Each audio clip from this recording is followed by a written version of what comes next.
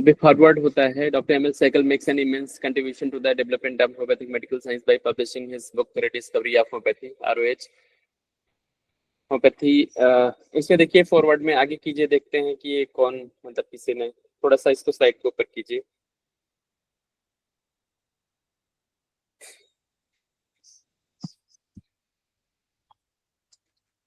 और थोड़ा ऊपर।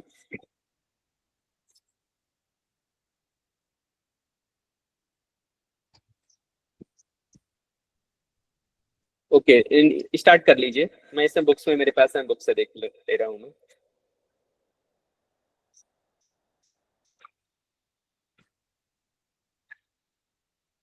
इसको फॉरवर्ड किया है, स्टार्टिंग से कीजिए जहाँ से स्टार्ट हुआ है। डॉक्टर आर के कपूर हैं, वो मेंबर थे सेंट्रल काउंसिल ऑफ होम्योपैथी के। तो उस समय भी ये सब करना पड़ता था, आज भी करना पड़ता है, ऐसे नेम्स होते हैं। तो homeopathy is a vast practice in India, astrologing cures have been taking place. ये डॉक्टर आर के कपूर ने मतलब फॉरवर्ड किया हुआ है।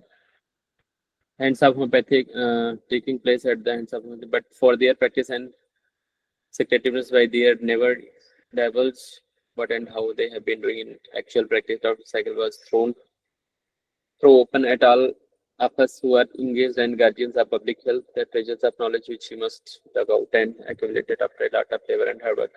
उन्होंने यही कहा है कि साइकिल सर ने बहुत सारी मतलब पब्लिक हेल्थ में अपना योगदान दिया है, उन्होंने बहुत मेहनत की है, और अगर इसको चाहते सर अपने पास ही रख लेते और आगे नहीं करते, अपने तक सीमित रखते, तो बहुत सारे पैसे कमाते। और लेकिन इस ट्रेजर को सर, इस खजाने को उन्होंने ओपन किया सबके लिए। तो ये सर की बहुत बड़ी ग्रेटनेस है, बहुत बड़ी महानता है। उनकी आगे की जनरेशन में भी doctor Yogesh and doctor Sanjay Sehgal ने भी इस वर्क को धीरे धीरे आगे ही बढ़ाया है, अपने तक सीमित नहीं रखा है, जैसा कि बार बार। हेलो, आवाज जा रही है? सर आप ऑडिबल हैं। I request everyone please mute yourself. Okay. Deviation from the beaten paths are disturbing to many. Sorry to interrupt you, sir. Dr. Sahu, please mute yourself.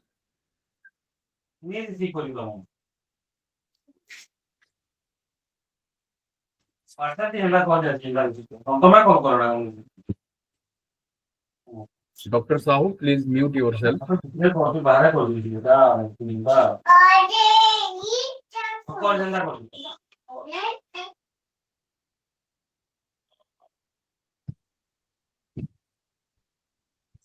Deviation from the beaten paths are disturbing to many and invite opposition from various quarters for different reasons. But if we are interested to enrich our science, we have to serious about the author's finding. For example, when he talks of prescribing without giving any consideration to grades of the symptoms, मतलब यह है कि इसमें हमें इस grade लेने की जरूरत नहीं होती। जैसे मेडिसिन है, कोई रेड ग्रेड में है तो कोई ब्लू में है, तो सॉफ्टवेयर देता है कि आप ग्रेडिंग, तो ग्रेडिंग सिस्टम जरूरत नहीं, हमें ओनली सिमिलम देना है कि जो रूब्रिक्स कंफर्म करता है उसे, मतलब कि वो ग्रेडिंग की जरूरत नहीं होती है। He convinces us of the correctness of its contention with practical examples. Sir ने ये चीज के लिए बारे में प्रैक्टिकली एग्जांपल हमें दिया है। For instance if OPM on a single rubric fear extravagance आप, बहुत कॉस्टली हम लोग इसको यूज करते हैं, which according to Kent's repertory is its third grade symptom. अब यहीं से देखिए,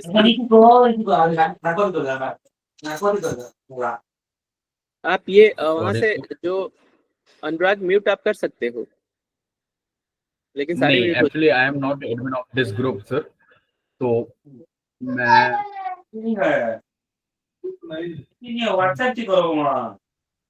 सर उनको कॉल कीजिए, कॉल करके बताइए, उनको डिस्टर्ब मत करिए। तो अभी देखिए ये रूब्रिक है फियर एक्सट्रावेगेंस आप कितना इंपॉर्टेंट है, सिंगल ओपीएम, पूरा ओपीएम का किंग पिन है, ये कवर करती है। और इस एक रूब्रिक को लेकर के बहुत सारे केसेस निकालते हैं हम लोग।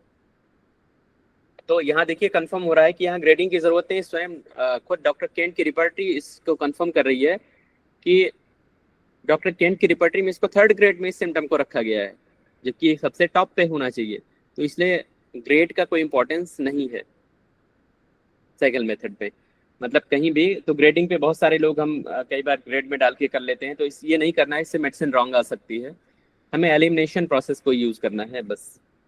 आई have also tried OPM on the same pattern in my practice and it has been confirm that it gives result beyond expectation.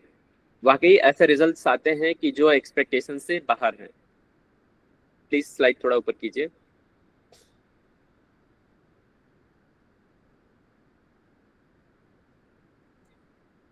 Furthermore, he gives us a novel way of using and interpreting rubrics, which one has to admit is unique in itself as a method and contribution, and it's exclusively the product of his own genius. तो rubrics जो अपनी इसके interpretations है वो ये हमें मतलब वही बातें हैं कि सिस्टम में जो भी चीज़ें हैं ये हम एडमिट करते हैं कि जो इसकी एक्सक्लूसिवनेस है वो अपने आप में बहुत यूनिक है, बहुत ही अलग है। इस सिंगल एक रूब्रिक पे हम प्रेस्क्रिप्शन अगर करते हैं तो भी रिजल्ट्स आ जाते हैं, लेकिन हमें पता हो कि बाकी उसकी जिस्ट हमें पता होनी चाहिए मेडिसिन की कि फियर एक्सट्रावेगेंस है, ये तो ओपीएम है, तो इसके अंदर बाकी ओपीएम दिख रहा है। तो अगर किंग पिन रूब्रिक को हमें फियर ऑफ बीइंग बिट्रेड, ये सारे रूब्रिक्स हैं, एकोनाइट का जैसे हो गया कि डिलीजेंस ड्राइविंग, इन सब टाइप के कुछ ऐसे रूब्रिक्स हैं जिनकी वजह से हम होल मेडिसिन जो कवर करती है, फियर एक्सट्रावेगेंस ऑफ, ये betrayed of being, fear betrayed of being, ये सब इसी टाइप के रूब्रिक हैं। Generally we know the meaning of the word extravagance as belonging to monetary affairs. Sir इस रूब्रिक पे, इस पे 3 दिन सर ने पूरा लगाया था, मतलब पूरे 3 दिन तक बिना सोए हुए सर इस पे कंटिन्यू मतलब कि ब्रूट करते रहे, चिंतन करते रहे इस रूब्रिक को कंफर्म करने के लिए। पहले जनरली जो हमारी जो बुक्स हैं या जो डिक्शनरीज हैं वो हमें ये दिखाते हैं एक्स्ट्रावेगेंस मीन्स फालतू, एक्स्ट्रा मतलब जो फालतू के खर्च है बस। और इसका मैटर, इसका जो मीनिंग था वो सिर्फ मॉनिटरी अफेयर से था, जो फाइनेंशियल हमने इतने पैसे खर्च कर दिए। इनको इससे पहले जनरली यही यूज किया जाता था कि बस हम पैसे के मैटर में, no one except him could imagine that in the matters of rubric this word could means as access of anything.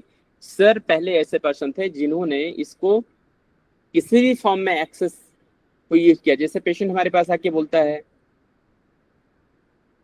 Version की डॉक्टर साहब कब तक दवाई खाएंगे, कितना दिन दवाई देंगे, आपने तो बोला था 4 महीने। मैं कुछ नहीं बोला, मैं चुप रहा। ओपीएम में एक खासियत है कि ओपीएम को कभी भी लिमिट मत दीजिए, नहीं तो जान खा जाएगा, क्योंकि अपनी लिमिट तक वो चुप रहता है, बोलता नहीं है। और जैसे उसकी लिमिट पूरी हो जाती है, वो टाइम आपने दिया वो खत्म हो गया, उसके बाद तो noise inclination to make noise शुरू हो जाएगा। फिर वो उसका जो एक्स्ट्रावेगेंस है उसका वो मतलब उस लेवल पे वो उसकी लिमिट फिनिश हो जाती है कि बस मेरी लिमिट यहीं तक थी और इसके आगे की नहीं थी। जैसे कई बार पेशेंट आएगा, बोला डॉक्टर साहब देखिए मेरे पास तो मैं महीने के 1200 रुपये खर्च कर सकता हूँ, इससे ऊपर मेरी क्षमता नहीं है दवाई लेने की। तो ये कहीं ना कहीं मतलब ये एक्स्ट्रावेगेंस उसके मन में है कि भाई इससे ज़्यादा हुआ तो मैं नहीं कर पाऊंगा, अपनी लिमिट शो कर रहा है।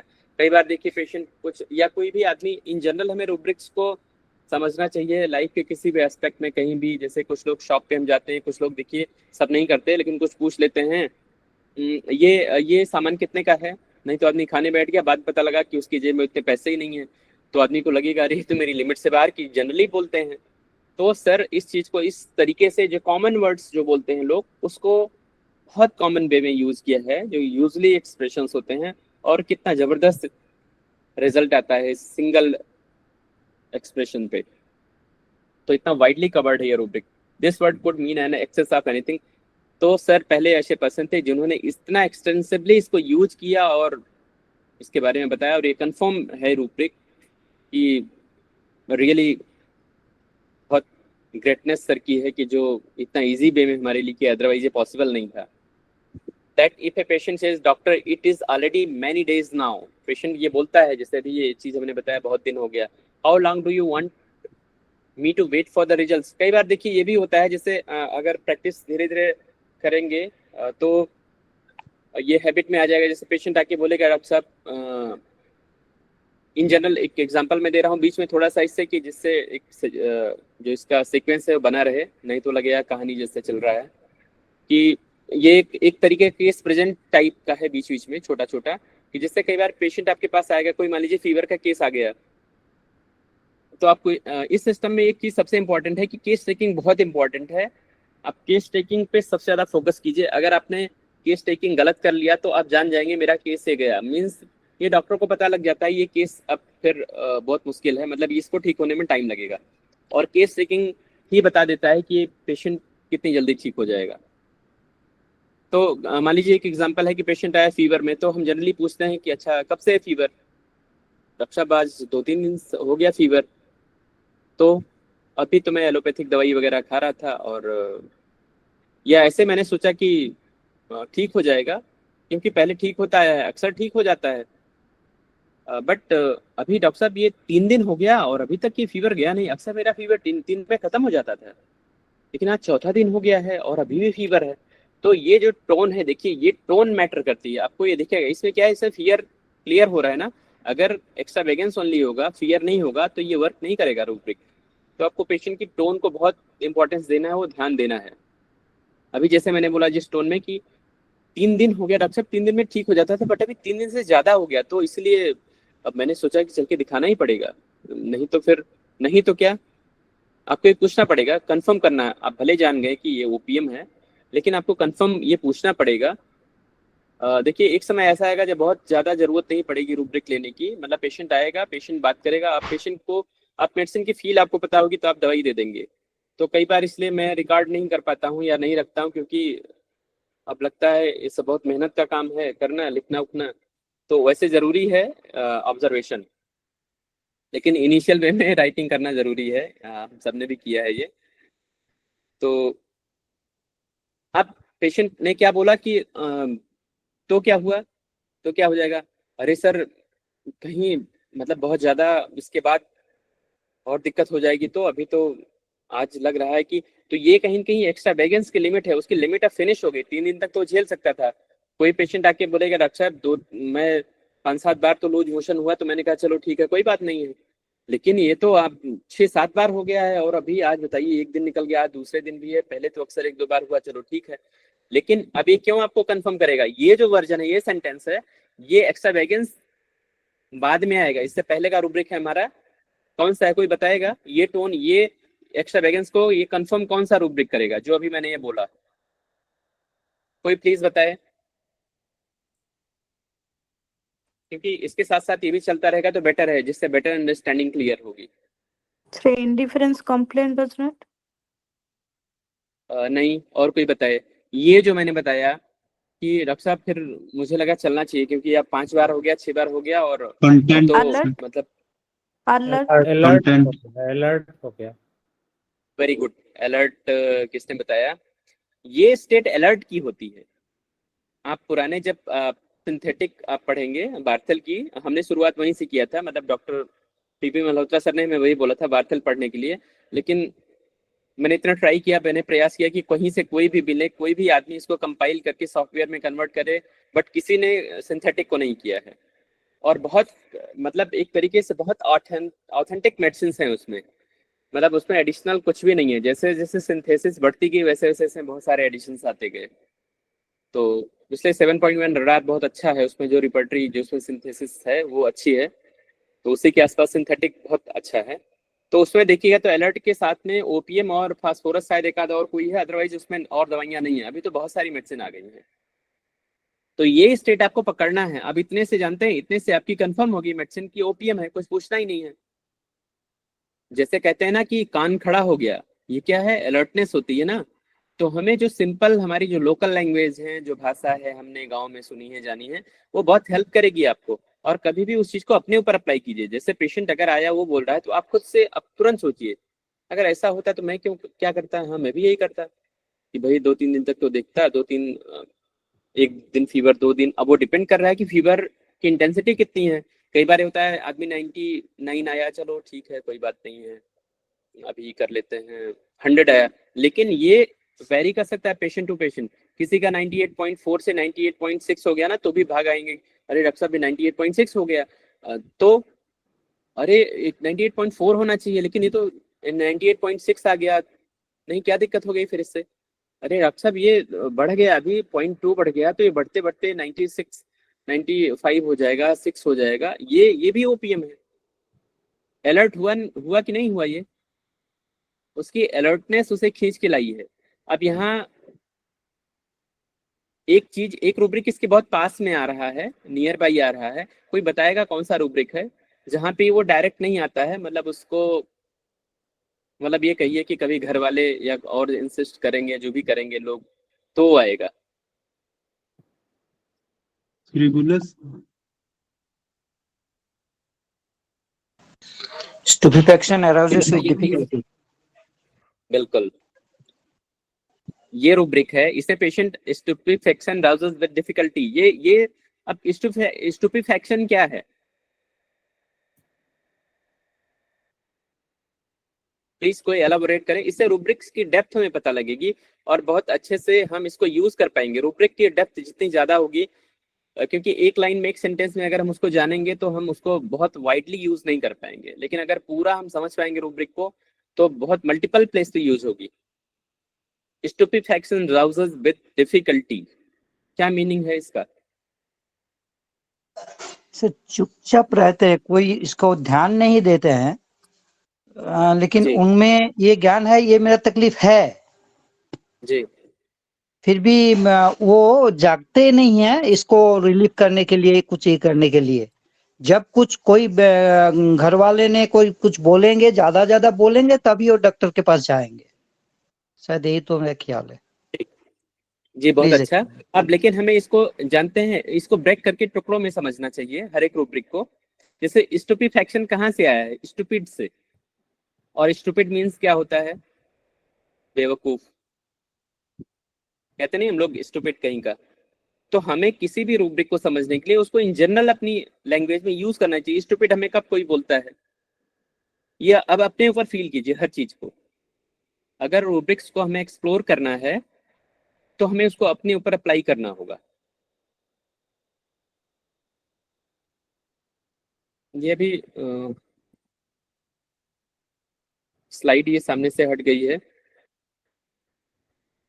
तो उसको हमें अपने ऊपर अप्लाई करना होगा। जैसे स्टूपिड, बेवकूफी वाली चीजें, तो ऐसे पेशेंट के साथ वो जो है स्टुपेफैक्शन, मतलब वो एक, अभी देखिए इसमें फॉर्म चेंज हो गया इसका, कि वो इस स्टेट में आ गया है, वो उस मूर्खता, उस बेवकूफी वाली स्टेट में पड़ा हुआ है।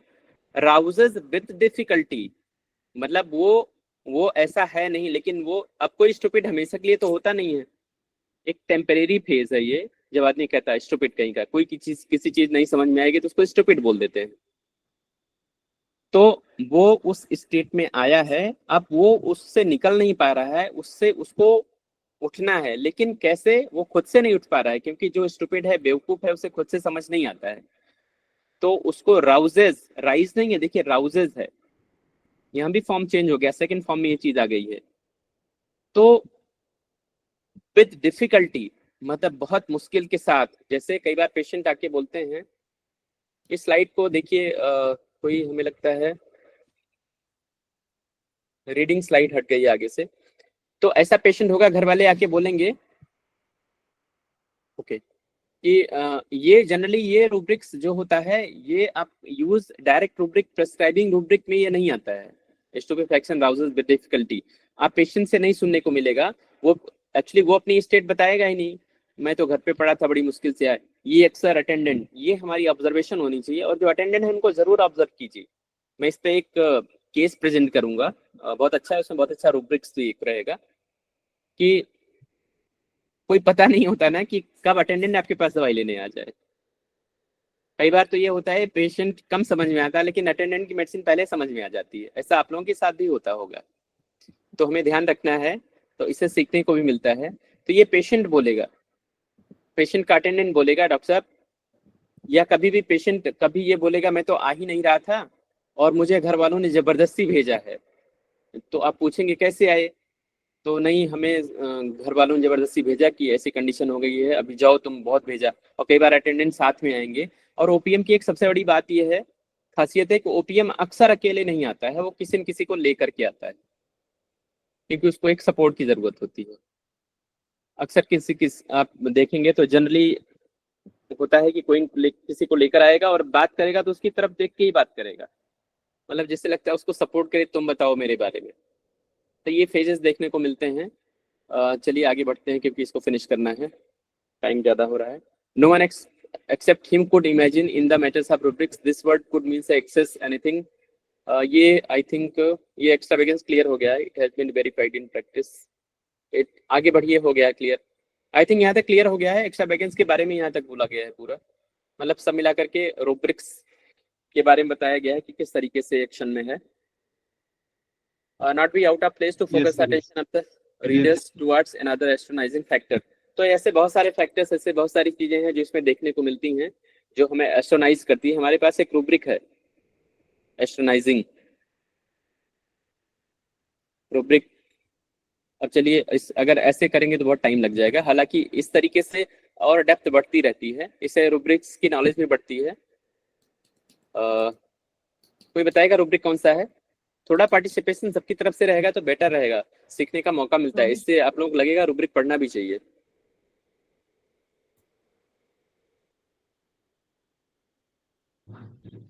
मैं इसे बता देता हूँ, एकदम से डर जाना, मतलब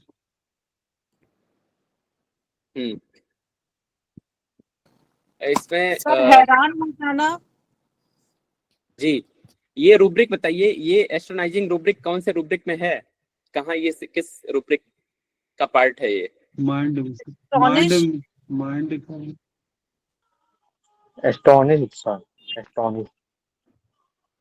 जी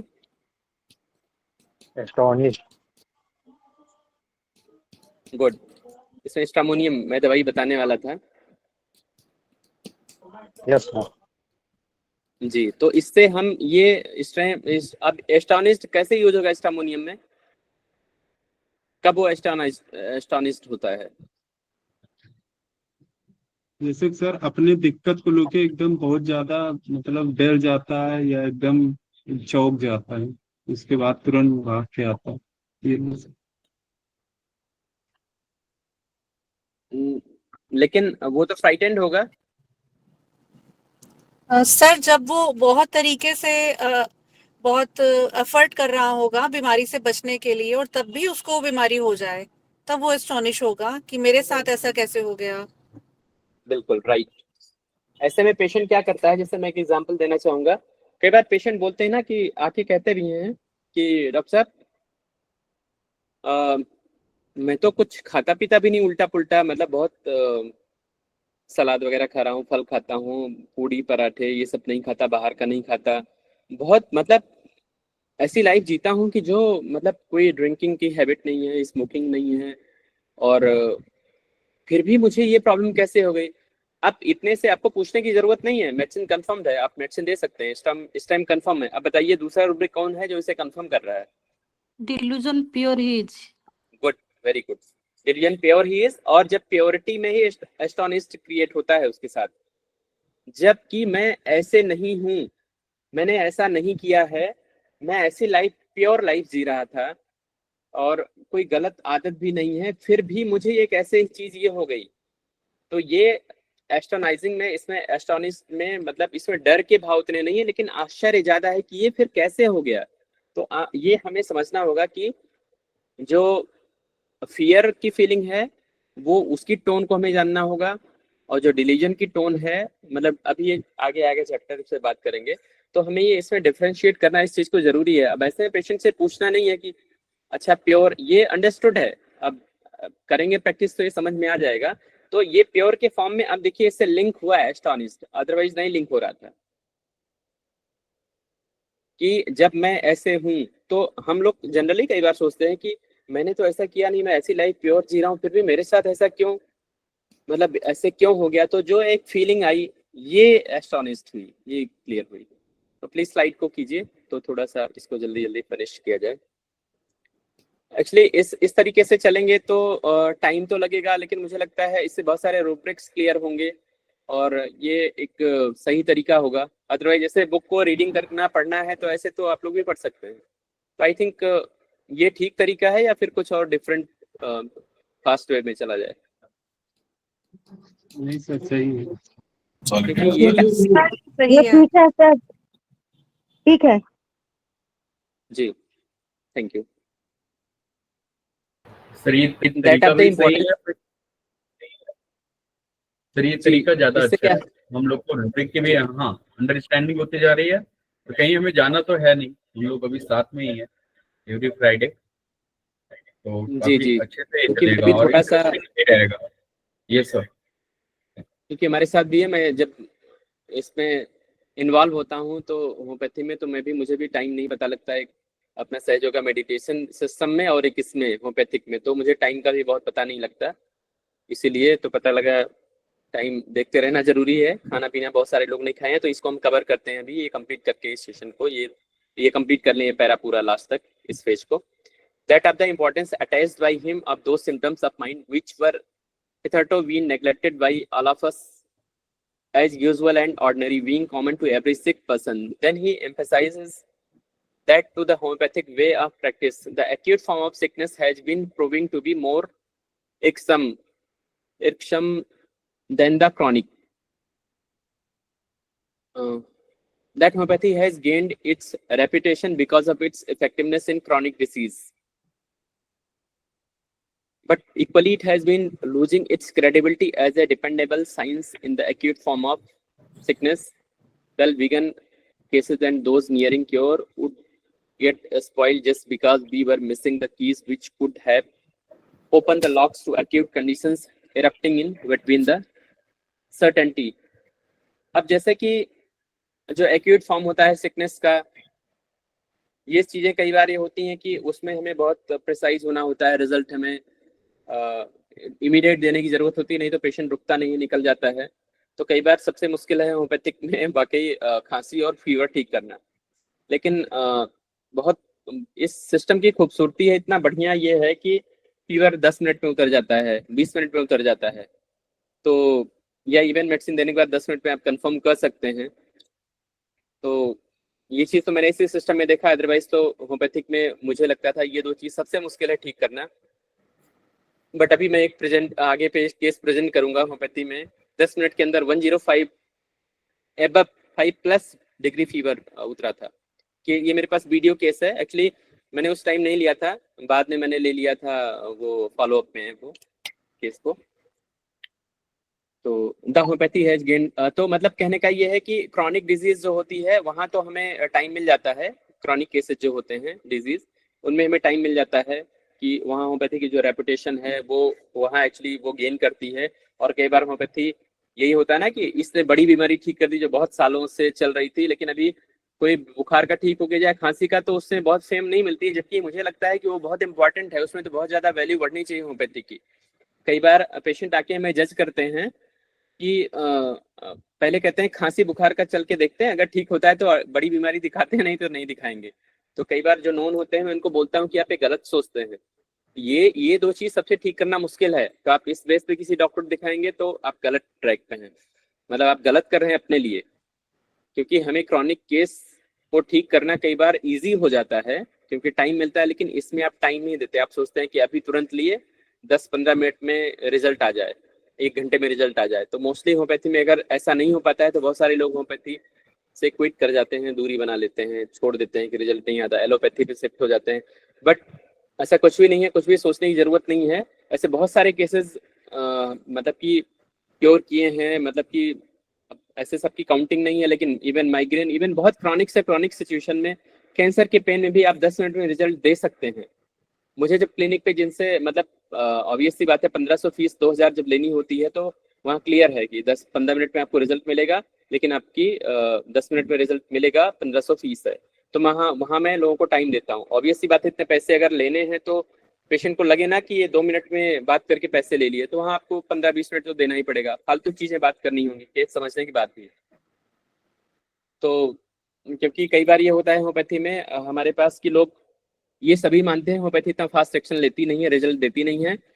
तो अगर वो 10 मिनट में 15 मिनट में रिजल्ट मिल गया, चला गया, तो कहेगा कि ये होम्योपैथी से आया नहीं, हमने डॉक्टर साहब गए थे ना, वो झाड़ फूंक पता नहीं उसने मनके में पीछे पैर से लात मारी तो मेरा ठीक हो गया, स्लिप डिस्क का इश्यू था, ये वैसे बहुत सारे केसेज हुए हैं।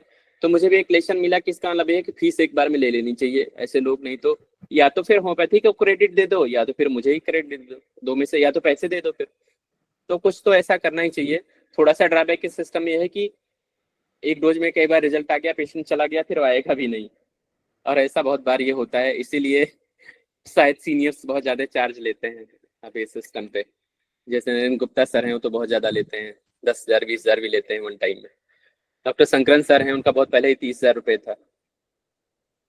Okay, but equally it has been losing its credibility. ठीक है, ये पार्ट तो हो गया है, तो हमें डॉक्टर साइकिल यहाँ से शुरू करते हैं, क्योंकि ये सारी चीजें होती हैं। लेकिन ऐसा नहीं है कि इस सिस्टम में, जैसे बहुत लोग सोचे हैं हम होम्योपैथ, एक्चुअली होम्योपैथ के सामने एक वर्ड लगता है ना, बेचारे होम्योपैथ, क्योंकि बैंक वाले भी होम्योपैथी डॉक्टरों को लोनिंग सेक्शन में नहीं रखते हैं, उनके यहाँ BDS और MBBS तक होते हैं, बाकी BHMS BAMS BMS इन सबको कहते हैं, मतलब उनकी नज़र में डॉक्टर नहीं मानते हैं ज़्यादा, वो कहते हैं कि इनकी कमाई वमाई नहीं होती है, जबकि ऐसा नहीं। होम्योपैथी में बहुत सारे हैं, मैंने देखा है कि बहुत अच्छे पैसे कमाते हैं।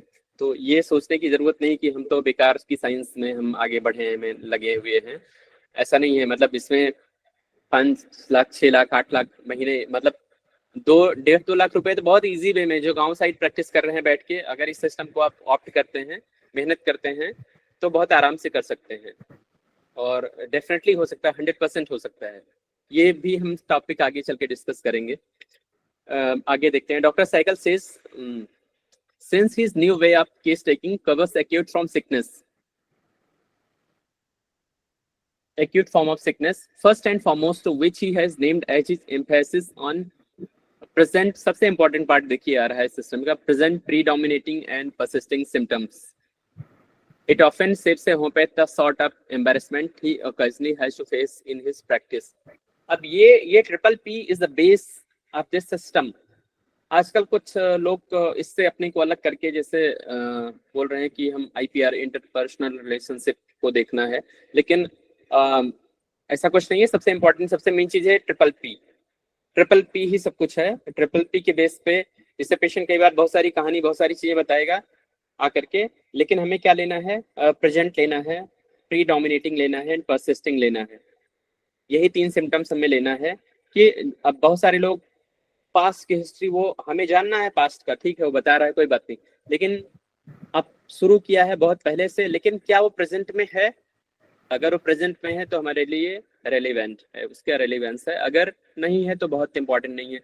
फिर ऐसे बहुत सारी चीजें, फिर तो प्रेजेंट में पूरा केस ही प्रेजेंट हो रहा है, लेकिन उसमें फिर हमें देखना है प्रीडोमिनेटिंग है क्या, एंड थर्ड क्या परसिस्ट कर रहा है। अब इसको हम कैसे जानेंगे? ये सिम्टम्स होंगे कि जो चीज प्रेजेंट में है, पहले से कभी चल रहा है, शुरू हुआ है, लेकिन आज भी वो चीज है। और जैसे प्रीडोमिनेटिंग है, पेशेंट एक ही चीज को बार बार अगर रिपीट कर रहा है, मतलब वो परसिस्टिंग होगा, वो सिम्टम चलेगा, लेकिन प्रीडोमिनेटिंग में होगा कि वो उसको ज्यादा जोर देगा। जैसे एक एग्जांपल लेते हैं कि पेशेंट आके बोलता है डॉक्टर साहब बुखार तो उतर गया है अभी दवाई लेने के बाद में, मतलब वो तो पैरास्टामोल से भी चला जाता है, लेकिन बोले डॉक्टर साहब कमजोरी बहुत ज्यादा है, मतलब ये नहीं जा रही है। तो अब बताया जा रहा है सब कुछ, डॉक्टर साहब कमजोरी का देख लीजिएगा। फिर सब बातें होती रहेंगी, अच्छा ठीक है, खाना पीना जी सब डॉक्टर साहब ठीक है, वो तो बुखार तो उतर जाता है, दवाई लिया आराम हो गया है, लेकिन ये कमजोरी नहीं जा रही है।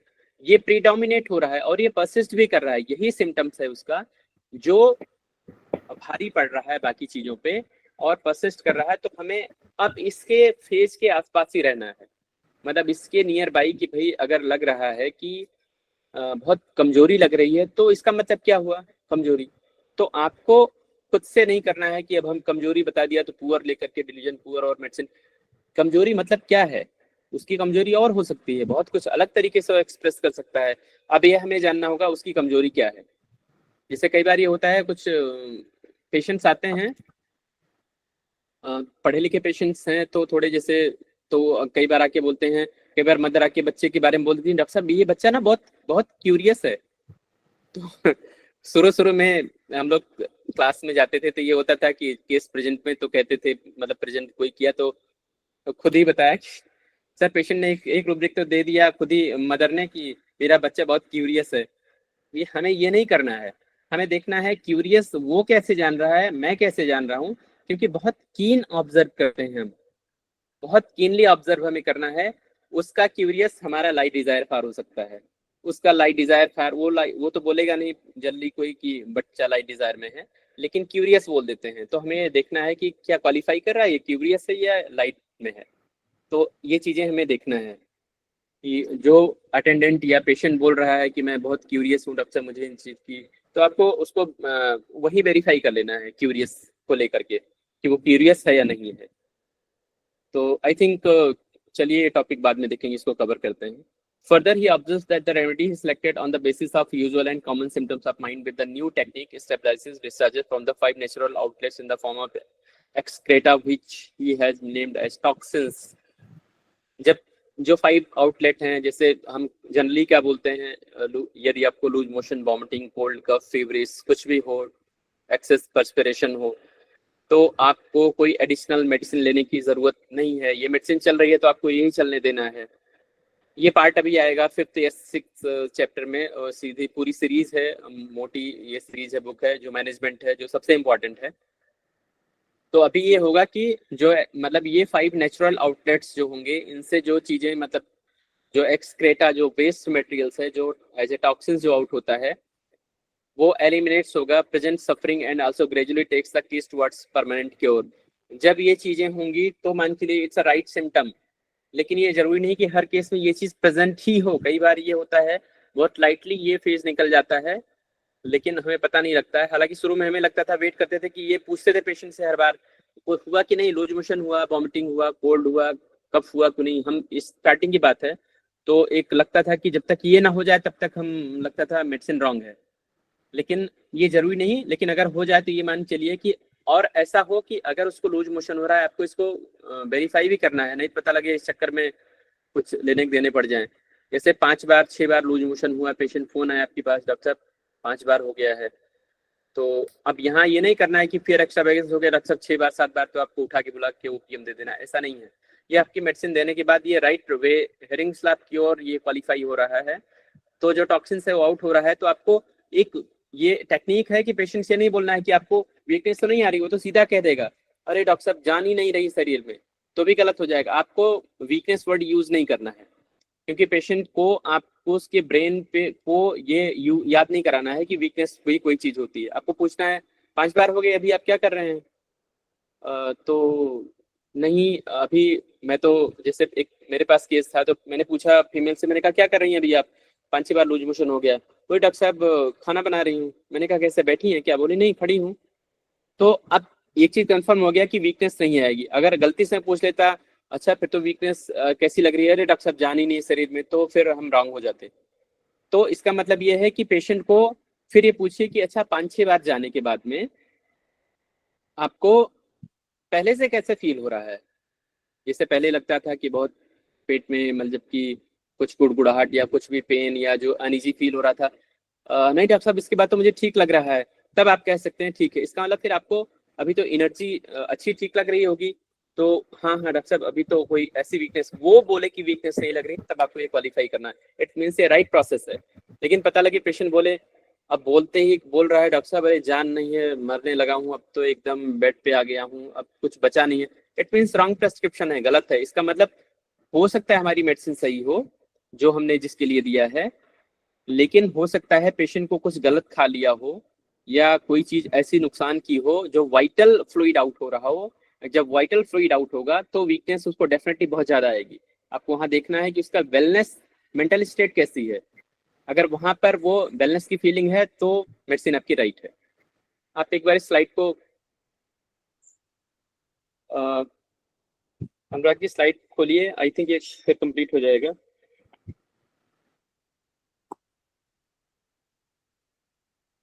बुक वाला पेज थोड़ा सा सॉरी सर, वो नेटवर्क का इशू आया है, मैं एक बार ट्राई करता हूँ। अच्छा ठीक है, मैं सर एक बार मैं ट्राई करता हूँ अपने ठीक है, मैं नेटवर्क इशू आ रहा बुक से मैं पढ़ लेता हूँ। है। मैं एक बार और करता हूँ।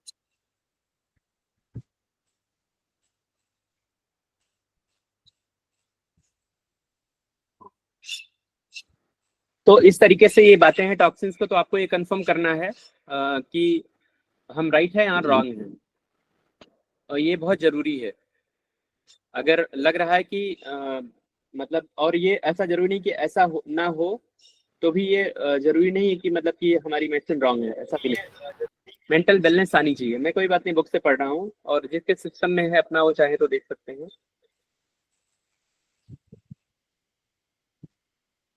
तो I think present predominating and persisting symptoms को, इसको आगे हम यूज करेंगे, और जब how he says, when he says, ये जब इस टॉपिक को जब इसको लेंगे, जब आगे आएगा तो इसको और इसके साथ में कवर किया जाएगा, बट ये इसका पार्ट है, मेन है ये।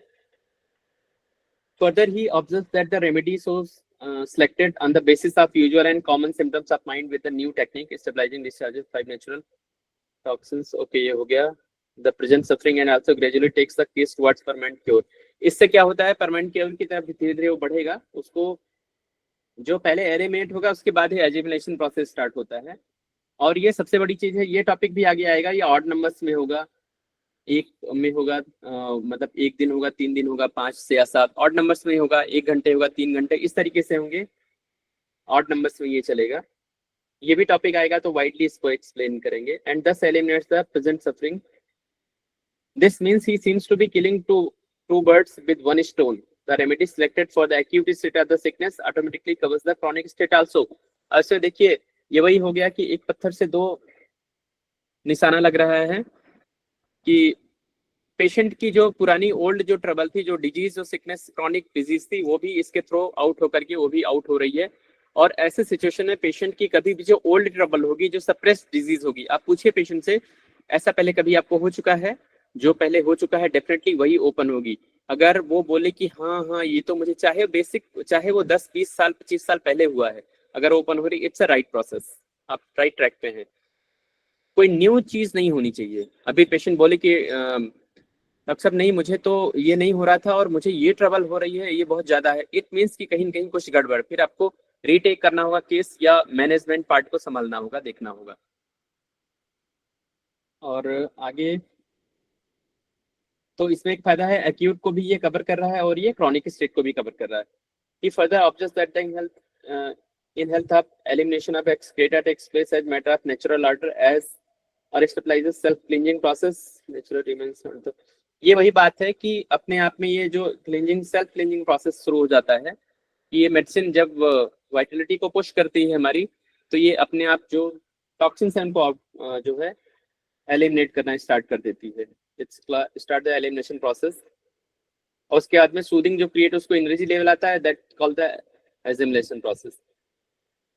Elimination takes place under the stabilizing self-cleansing process with the automatic in nature। ये ऑटोमेटिकली होता है अकॉर्डिंग टू नेचर।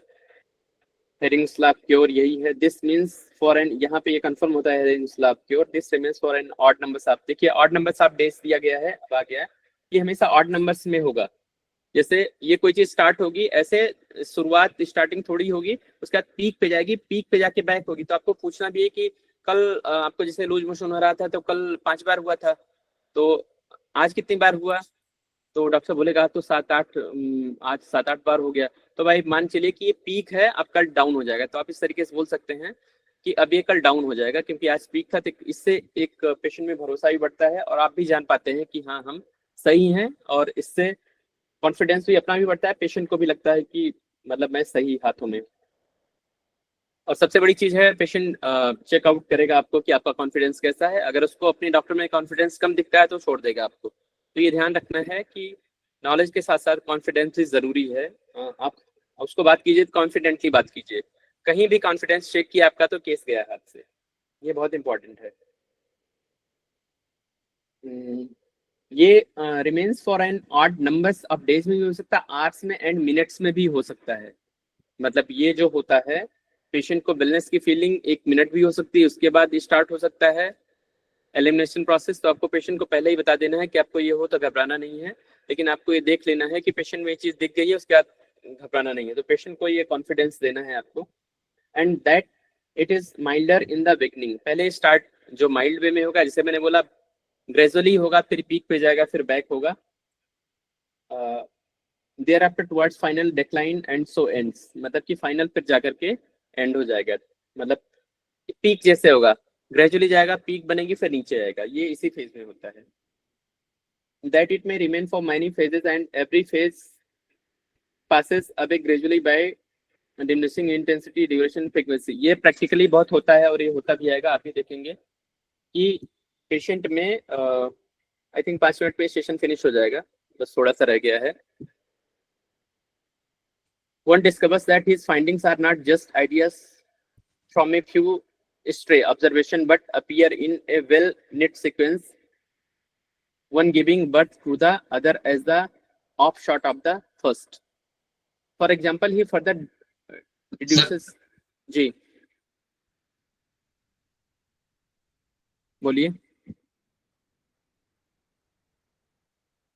मैं चाह रहा हूँ कवर हो जाए थोड़ा सा ये, जिससे for example he further deduces the crude medicine does not act as a suppressive agent in every case,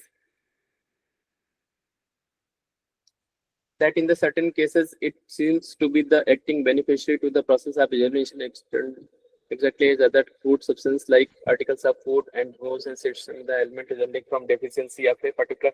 ये वही चीजें हैं, ये वही टॉपिक चल रहा है, एलिमिनेशन एंड एजिमिनेशन प्रोसेस के बारे में बताया गया। I think it will be agreed by many of us it is after a considerable time of stagnation that an original work has been added to advance the technology of our science, which is no mean contribution. Dr. Sehgal therefore deserves to be commended by all of us for his efforts in going too deeply into subject and unearthing a new avenue of prescribing।